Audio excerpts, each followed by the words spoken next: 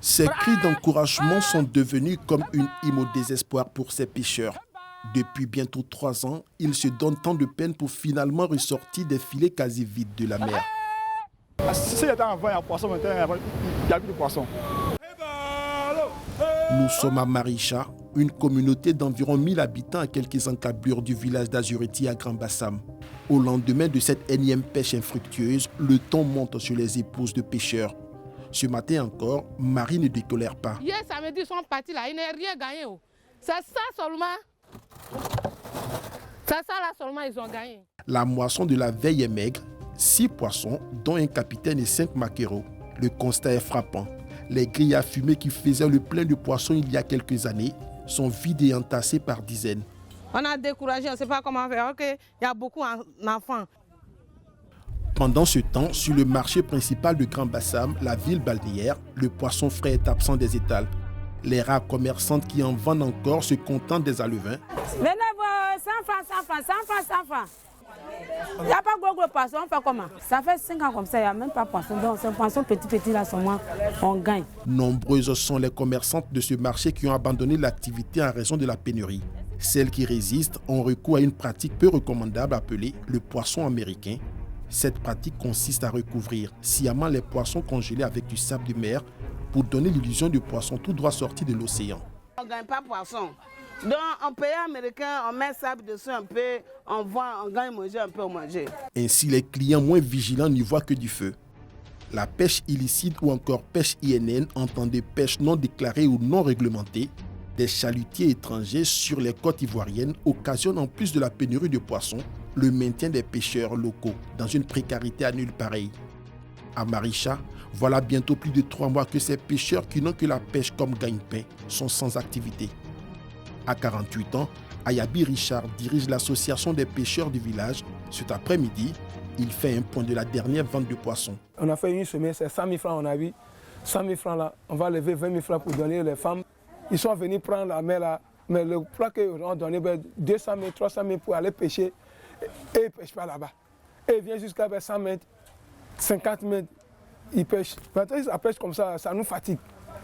Le bruit des moteurs, là, que ça fait comme ça, là, tous les poissons, ça file, ça va.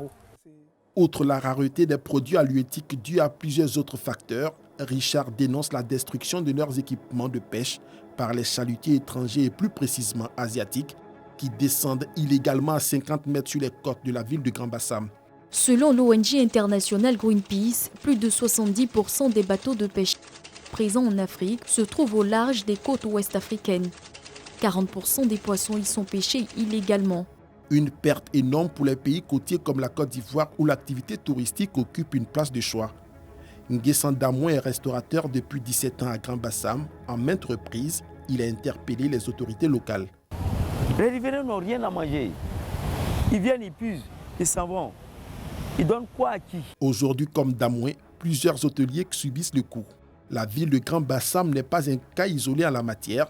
À chaque ville, à 60 km d'Abidjan dans le village d'Agrou, même son des cloches. Le secteur de la pêche est sinistré. La seule poissonnerie du village reste hermétiquement fermée. Je dis aux autorités de venir en aide aux jeunes et aux populations concernant l'activité de la pêche. En 2019, un bateau non identifié a échoué au large du village. Albert fut le premier témoin sur les lieux. J'ai vu un bateau qui était au large où les occupants criaient au secours. C'était de quelle nationalité?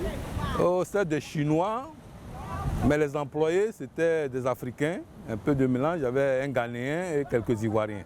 Si ces habitants jadis friands de poissons frais sont contraints de consommer des poissons congelés importés, c'est la faute, disent-ils, aux nombreux bateaux étrangers qui raclent tous les poissons dans leurs eaux.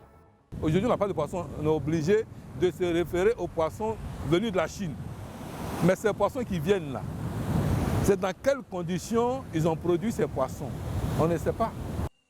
Pourquoi ces chalutiers asiatiques s'intéressent-ils aux côtes ouest africaines, précisément celles de la Côte d'Ivoire, comme le stipule le rapport de l'analyse mondiale sur la tendance dans le secteur du poisson 2017?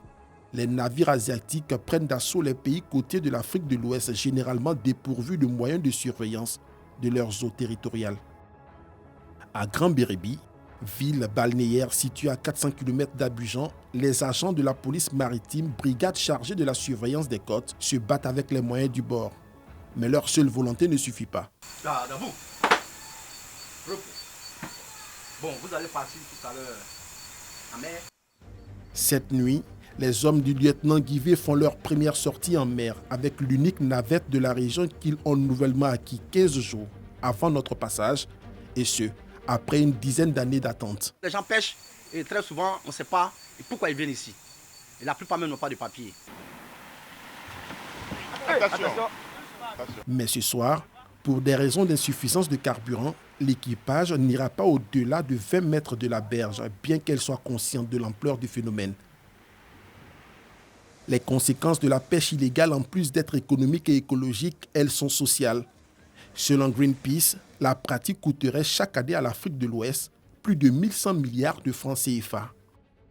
De retour à Abidjan, nous nous intéressons au processus de délivrance des licences de pêche. Ce fameux sésame est l'objet de toutes les convoitises. Le principal syndicat des marins pêcheurs, Simapessi, fort de 7000 membres, en dénonce la délivrance. Des bateaux de type industriel ont des licences de pêche artisanale.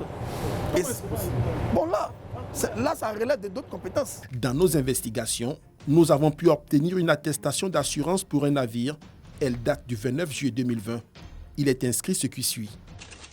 Nous certifions que le navire Hailong est titulaire d'un contrat d'assurance corps de navire de pêche artisanale pour une période allant du 31 juillet 2020 au 30 juillet 2021 à minuit sous le numéro de police 20 873. Jusque-là, tout a l'air de bien aller, sauf que sur la fiche technique du navire, il s'agit plutôt d'un chalutier, c'est-à-dire un bateau industriel.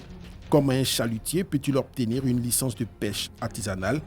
Pourtant, la réglementation le proscrit.